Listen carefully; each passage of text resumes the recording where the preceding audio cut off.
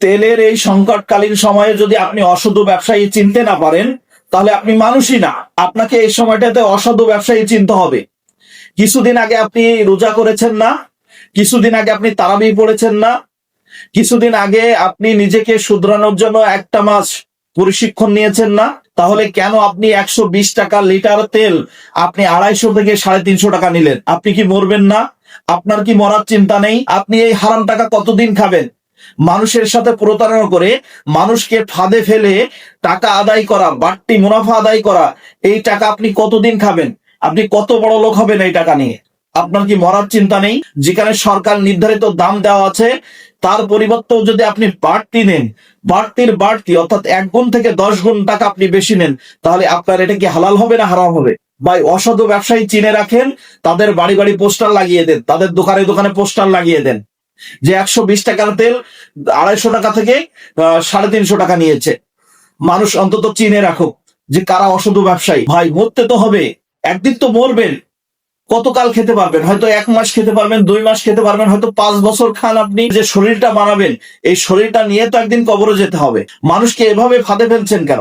মানুষকে এভাবে প্রতারণা করছেন কেন? মানুষকে এভাবে জুলুম করছেন কেন? মানুষের সাথে জুলুম হচ্ছে সব থেকে বড় জুলুম। ওই মানুষ যদি ক্ষমা না করে, তাহলে আপনি কখনোই ক্ষমা পাবেন না।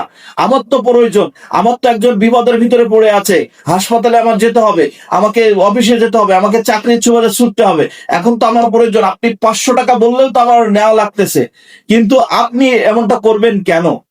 আপনি আমার সাথে জালিয়াতি করবেন কেন? আপনি আমার সাথে জুলুম করবেন কেন?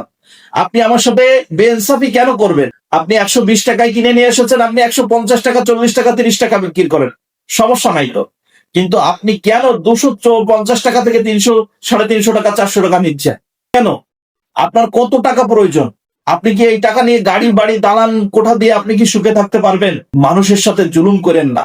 কিছুদিন আগে আপনি রোজা করেছেন, কিছুদিন আগে আপনি 5 ওয়াক্ত নামাজ পড়েছেন, কিছুদিন আগে আপনি এতেকাফে বসেছিলেন, কিছুদিন আগে আপনি আবার হজ করতে যাবেন। এই টাকা নিয়ে হজ করতে যাবেন, কবুল হবে হজ? এই টাকা খেয়ে আপনি ইবাদত করবেন, কবুল হবে আপনার ইবাদত? আর সারাটা মাস আপনি এই শিখলেন, 1 মাস রোজা করে আপনি এই শিখলেন যে 120 টাকার তেল 250 টাকা থেকে 350 টাকা নিতে হবে। আপনি সারা মাস রোজা রেখে এই শিক্ষাটা গ্রহণ করলেন। আপনার রোজার কি মূল্য আছে? আপনার রোজার তো 5 পয়সা মূল্য নেই। আপনার রোজা কি আপনাকে এই শিক্ষা দিয়েছে? আপনার ইসলাম কি আপনাকে এই শিক্ষা দিয়েছে যে মানুষের সাথে জুলুম করে, মানুষের সাথে অত্যাচার করে, মানুষের গলায় পাড়া দিয়ে অতিরিক্ত মুনাফা অর্জন করতে হবে? আপনি এই ধরনের ব্যবসায়ী কেন? ভিডিওটি ভালো লেগে থাকলে ডেফিনেটলি আপনারা শেয়ার করে দিবেন।